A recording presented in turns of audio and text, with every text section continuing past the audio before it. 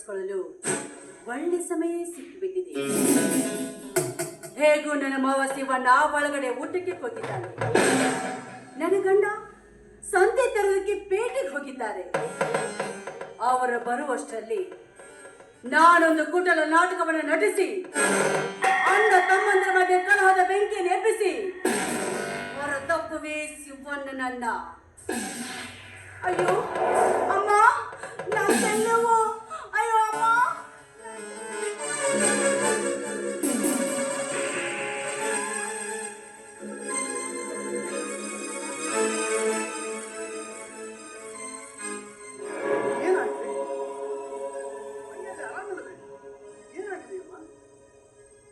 ಮಾವ, ನಿಮಗೆ ಊಟಕ್ಕೆ ಬಡಿಸಿ ನಾನು ಸ್ವಲ್ಪ ವಿಶ್ರಾಂತಿ ತೆಗೆದುಕೊಳ್ಳೋಣ ಅಂತ ಹೊರಗೆ ಬಂದೆ. ಯಾಕೋ ಏನೋ ಒಮ್ಮೆ ನಮ್ಗೆ ನನ್ನ ತಲೆಯಲ್ಲಿ ಗುಂಡು ಹಾರಿಸಿದಂತಾಯ್ತು. ಭಯಂಕರ ತೆಲ್ಲವು ಮಾಮ, ತಾಳರಿ ನೋವನ್ನ. ಅಮ್ಮ ನೋಡಮ್ಮ, ಸ್ವಲ್ಪ ವಿಶ್ರಾಂತಿ ತೆಗೆದು ತಾನೇ ಕಡಿಮೆ ಆಗುತ್ತೆ. ಏಕೆಂದ್ರೆ ಜೋರಾಗಿ ಬಂದ ತಲೆನೋವು ಸ್ವಲ್ಪ ತ್ರಾಸ ಕೊಡ್ತದೆ. ಹಾಗಾದ್ರೆ ನಾನು ಬೇಗ ಹೋಗಿ ಡಾಕ್ಟರ್ ಕರ್ಕೊಂಡು ಬರ್ತೀನಿ. ಬೇಡಿ ಮಾವ, ಹೆಚ್ಚಕ್ಕೆಲ್ಲ ಡಾಕ್ಟ್ರ್ ಹಾಕ್ಬೇಕು. ಅದಕ್ಕೆ ನೀವೇ ಸ್ವಲ್ಪ ನನ್ನ ಹನಿ ಉಜ್ಜಿದ್ರೆ ನನ್ನ ತೆಲ್ಲವೆಲ್ಲ ಮಾಯವಾಗುತ್ತೆ. ಮಾವ ತಾಳರಿ ತೆಲ್ಲುವನ. ಅಮ್ಮ ಅಮ್ಮ ನಾನು ಹಣೆಯನ್ನು ಉಚ್ಚಬೇಕು.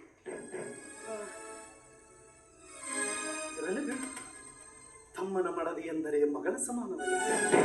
ಒಂದು ವೇಳೆ ನನ್ನ ತಂಗಿಗೆ ತಲೆನೋವು ಬಂದಿದ್ದರೆ ನಾನು ಉಚ್ಚುತ್ತಿಲ್ಲದೆ. ಎಲ್ಲಿ ನೋಡ್ತಾ ಇದೀಯಮ್ಮ? ಮಾವ ಇಲ್ಲಿ ಮಾವ, ಬೇಗ ಉಜ್ಜಿ ಮಾವ. ಅಯ್ಯೋ, ಈ ಹಾಳಾದ ತಲೆನೋವು ನಿಮಗೆ ಬರಬೇಕೆ? ಬಾ, ನೀನು ಮಾತ್ರ ಅಳಬೇಡ, ಕುಳಿತು.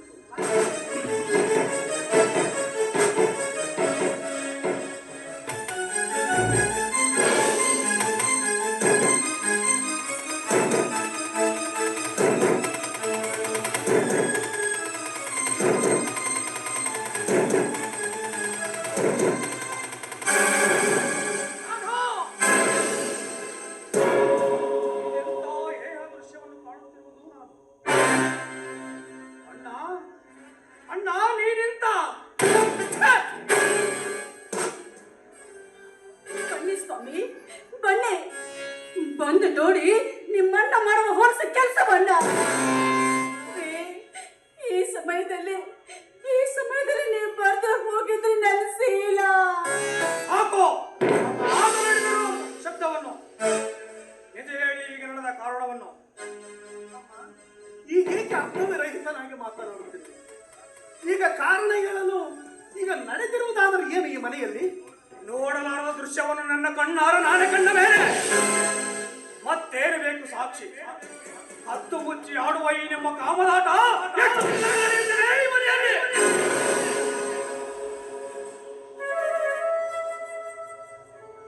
ನಿಜವೇ ನಿಮ್ಮ ಮಾತು?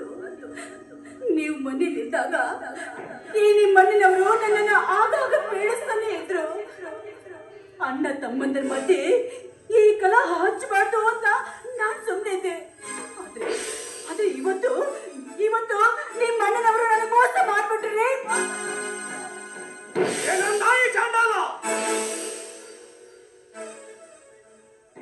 ರಾಧಾ, ರಾಧಾ, ಇದೇನು ಹೇಳ್ತಾ ಇದೆಯಮ್ಮ ನೀನು? ಹೊಲಸು ಕೆಲಸ ಮಾಡಿಲ್ಲ ಅಂತ ಸುಳ್ಳು ಹೇಳ್ತೇನು? ನಿಜ ಹೇಳು, ಈಗ ನಡೆದ ಸತ್ಯ ಸಂಗತಿಯನ್ನು. ನಿಜವನ್ನೇ ಹೇಳ್ತೀನಿ. ನಿಮ್ಮ ಮುಂದೆ ಸುಳ್ಳು ಹೇಳಿ ನಾನು ಯಾವ ಪಾಪಕ್ಕೆ ಗುರಿ ಆಗ್ಲಿ?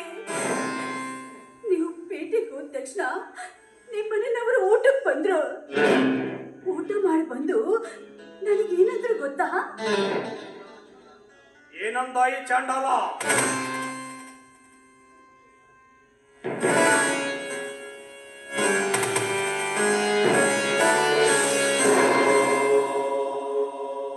ನೋಡಮ್ಮ ರಾಧಾ, ಈ ಬಾಟ್ಲಿರುವ ಔಷಧ ಹೆಣ್ಣು ಮಕ್ಕಳಿಗೆ ಪ್ರಾಮುಖ್ಯವಾದಿತ್ತು. ಇದನ್ನು ಕುಡಿದ್ರೆ ಮಕ್ಕಳಾಗುವ ಪ್ರಾಪ್ತಿ ಉಂಟು. ಅದಕ್ಕಾಗಿ ಇದನ್ನು ನಿನಗಾಗಿ ಕೊಂಡು ತಂದಿದ್ದೇನೆ ಅಂತ ಹೇಳಿದ್ರು. ಕುಡಿಯಮ್ಮ ಅಂದ್ರು. ಮಕ್ಕಳ ಮೇಲೆ ಮಮತೆ ಅಂತ ನಾನು ಇದನ್ನು ಕೊಡ್ಬಿಟ್ಟೆ ರೀ. ಇದನ್ನು ಕೊಟ್ಟ ತಕ್ಷಣ ನನ್ನ ತಲೆಯಲ್ಲಿ ಒಂಥರ ಮೂರ್ಛೆ ಬಂದಂತಾಯ್ತು. ಸ್ವಲ್ಪ ಸಮಯದ ನಂತರ ಎಚ್ಚರವಾಗಿ ನೋಡಿದಾಗ ನಿಮ್ಮ ಅಣ್ಣನವರು ನನ್ನನ್ನು ತಪ್ಪಿಕೊಂಡು ಬಿಟ್ಟಿದ್ರು.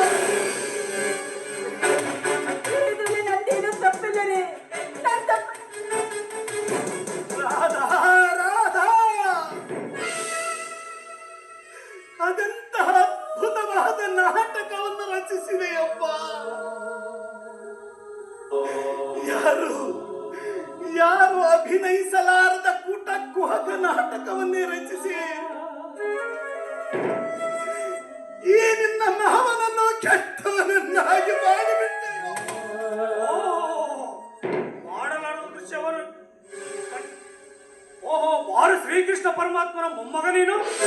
ಅಂತಹ ಕೆಟ್ಟ ಹೆಸರು ನಿನಗೇಕೆ ಬಂದಿತ್ತು?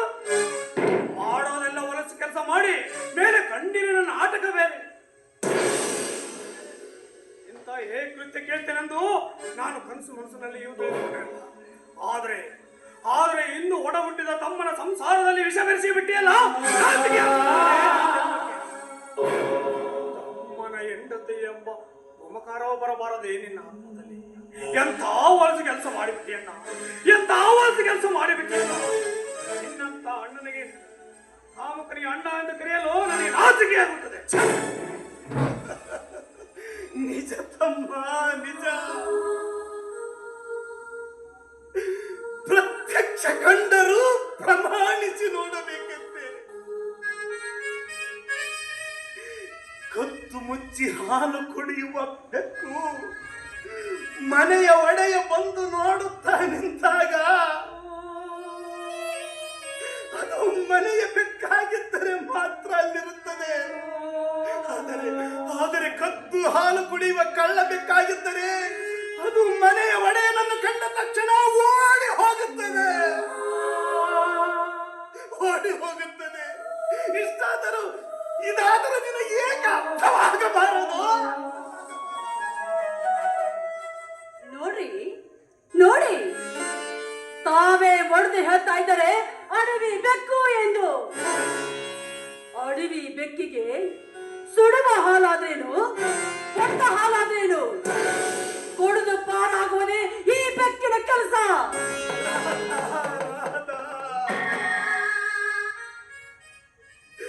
ನೀನು ರಚಿಸಿದ ನಾಟಕದ ಮುನ್ನುಡಿ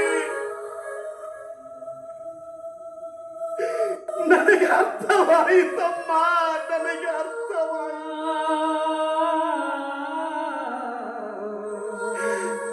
ಉಸಿರಿಯನ್ನು ತಾಳಲಾರದೆ, ಉಸಿರಿಯನ್ನು ತಾಳಲಾರದೆ ಬೆಳ್ಳಗಿದ್ದು ತನ್ನ ಹಾಲೆಂದು ಕುಡಿದ ಬೆಕ್ಕು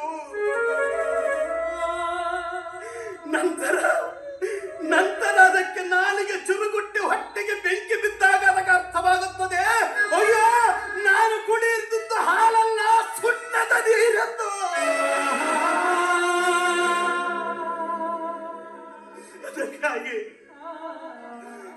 ಅದಕ್ಕಾಗಿ ಬಲ್ಲವರು ಹೇಳಿದ್ದಾರೆ, ಹೆಣ್ಣೊಂದು ಮಾಯೆ ಎಂದು. ಹತ್ತಿಯ ಹಣ್ಣಿನ ಹೂವನ್ನು ನೋಡಿದರೆ ನೋಡಬಹುದು, ಬಿಳಿಯ ಕಾಗೆಯನ್ನು ನೋಡಿದರೆ ನೋಡಬಹುದು, ನೀರಿನೊಳಗೆ ಮೀನಿನ ಹೆಜ್ಜೆಯನ್ನು ಕಂಡಿಡಿಯಬಹುದು. ಆದರೆ ಹೆಣ್ಣಿನ ಮನಸ್ಸಿನಲ್ಲಿ ಏನೆಂಬುದನ್ನು ಕಂಡುಹಿಡಿಯಲು ಯಾರಿಂದಲೂ ಸಾಧ್ಯವಿಲ್ಲ. ಇಲ್ಲದ ವೇದಾಂತ ಕಟ್ಟಿ ನನ್ನ ಮುಂದೆ ಮಾತನಾಡಬೇಡ. ನಿನ್ನಂತ ಕಾಮುಕನಿಗೆ ನಾನು ತಮ್ಮನಾಗಿ ಬಾಳುವುದಕ್ಕಿಂತ ಕಣ್ಮರೆಯಾಗಿ ದೂರವಾಗುವುದೇ. ಆಗ ನೀನು ಯಾವಾಗಲಾದ್ರೂ ತಂದಿಟ್ಟು ಈ ಮನೆಯಲ್ಲಿ. ಈಗ ನಾನು ನನ್ನ ಹೆಂಡತಿ ಮನೆ ಬಿಟ್ಟೇ ಹೋಗ್ತೀವಿ, ನೀನೇ ಇರು ಈ ಮನೆಯಲ್ಲಿ. ಹೋಗೋಣ. ರಮೇಶ,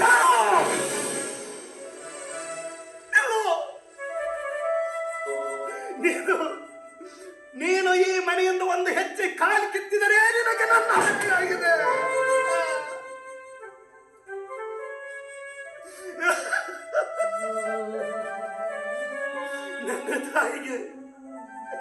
ನನ್ನ ತಾಯಿಗೆ ನಾನು ಕೊಟ್ಟ ವಚನ ಪಾಲಿಸಬೇಕಾದರೆ ನೀನೇ ಈ ಮನೆಯಲ್ಲಿ ಆನಂದದಿಂದ ಕಾಲ ಕಳೆಯುತ್ತೀರಿ. ನಾನು ಮನೆಯಿಂದ ಹೋಗುತ್ತೇನೆ. ರಮೇಶ,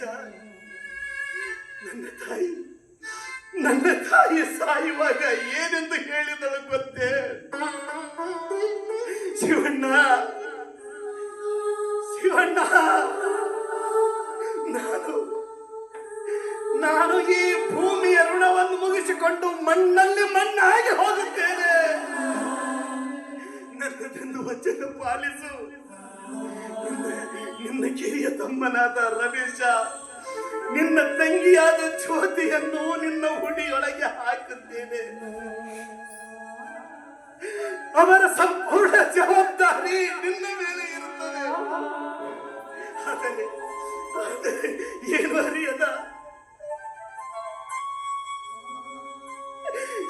ಅರಿಯದ ಕಂದಮ್ಮಗಳು ನಿನಗೆ ಭಾರವಾದವೆಂದು ಅವರನ್ನು ನಡು ನೀರಿನಲ್ಲಿ ಕೈಬಿಟ್ಟರೆ ನಿನಗೆ ನನ್ನ ಆಣೆಯಾಗಿದೆ ಎಂದು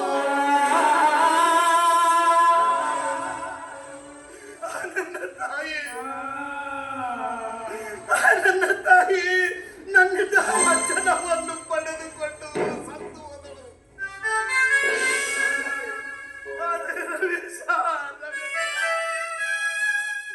ನಾನು ವಚನ ಭ್ರಷ್ಟನಾಗಿ ಬಿಟ್ಟೆನೋ, ವಚನ ಭ್ರಷ್ಟನಾಗಿ ಬಿಟ್ಟೆ. ಅಮ್ಮ,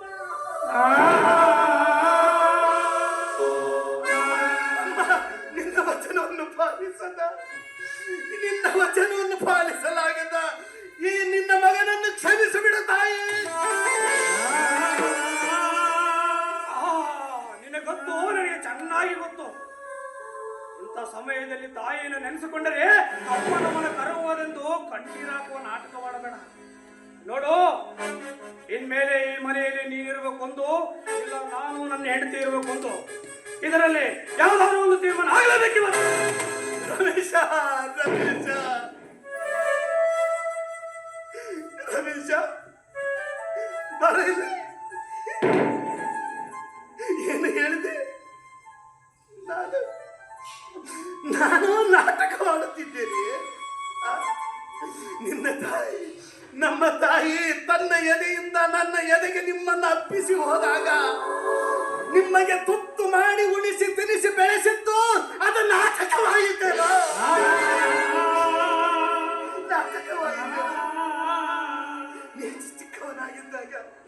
ನೀನು ಚಿಕ್ಕವನಾಗಿದ್ದಾಗ ನಿನ್ನನ್ನು ನನ್ನ ಹೆಗಲ ಮೇಲೆ ಓಡೆಲ್ಲ ತಿರುಗಾಡಿ ಶಾಲೆಗೆ ಕಳಿಸಿದ್ದೇನಲ್ಲ, ಅದು ನಾಟಕವಾಯಿತೇನೋ? ತಂದೆ ಇದ್ದರೂ ಕೂಡ ಅಣ್ಣನಾದ ನಾನು ನಿಮಗೆ ತಂದೆಯ ಸ್ಥಾನದಲ್ಲಿ ನಿಂತು ಉಣಿಸಿ ತಿನಿಸಿ ಜೋಪಾನ ಮಾಡಿ ವಿದ್ಯಾವಂತನನ್ನಾಗಿ ಮಾಡಿದಿರಲ್ಲ, ಅದು ನಾಟಕವೇನು?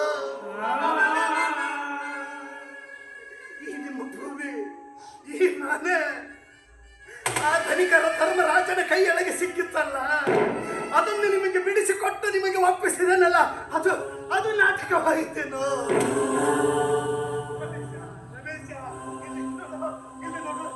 ನನ್ನ ಮುಖವನ್ನು ನೋಡು.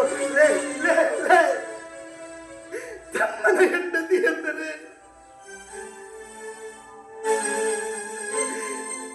ಹೆಂಡತಿ ಎಂದರೆ ಮಗಳ ಸಮಾನ.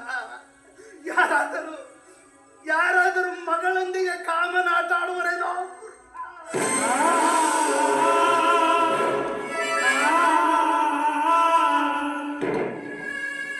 ನಿಮ್ಮಂತ ಕಾಮುಕರಿಗೆ ಮಡದಿ ಆದ್ರೇನು, ಮಗಳಾದ್ರೇನು ಎರಡು ಒಂದೇ. ಏನ್ರಿ ನೋಡ್ತಾ ನಿಂತ್ರಿ? ನಡೀರಿ, ನಾವೇ ಈ ಮನೆ ಬಿಟ್ಟು ಹೊರಟು ಹೋಗೋಣ.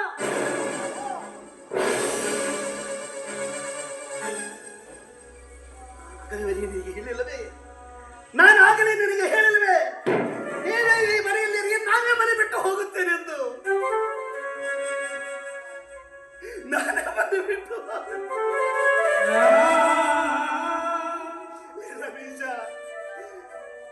ಅಣ್ಣನಾದರೂ ತಂದೆಯ ಸ್ವರೂಪನಾದ ನನ್ನನ್ನು ಎಲ್ಲ ನಿಮಗೆ ಮಾಡಿಕೊಂಡಿದ್ದೇನೆ. ನನ್ನ ಪರಿಗೈಯಲ್ಲಿದ್ದೇನಲ್ಲೋ,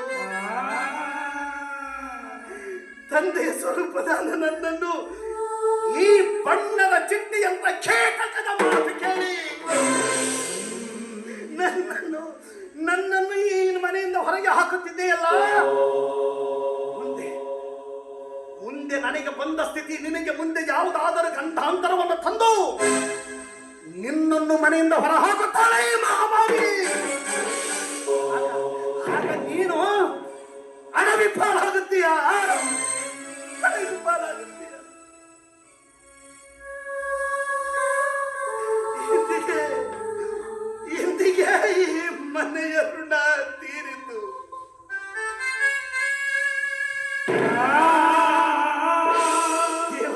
ದೇವಸ್ಥಾನದಂತಿದ್ದ ಮನೆ, ದೇವಸ್ಥಾನದಂತಿದ್ದ ಮನೆ ಇನ್ನು ಮೇಲೆ ನನ್ನ ಪಾಲಿಗೆ ಮಸಣದ ಭೂಮಿ ಆಯಿತು.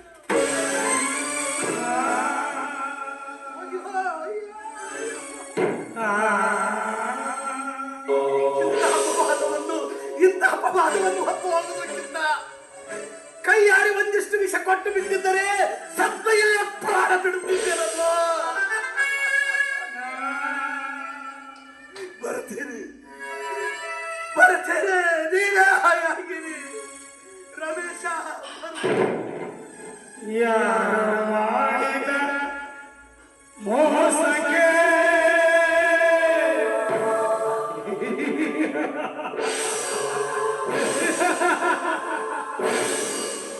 ನಿನಗಿಂದು ಈ ಶಿಕ್ಷೆ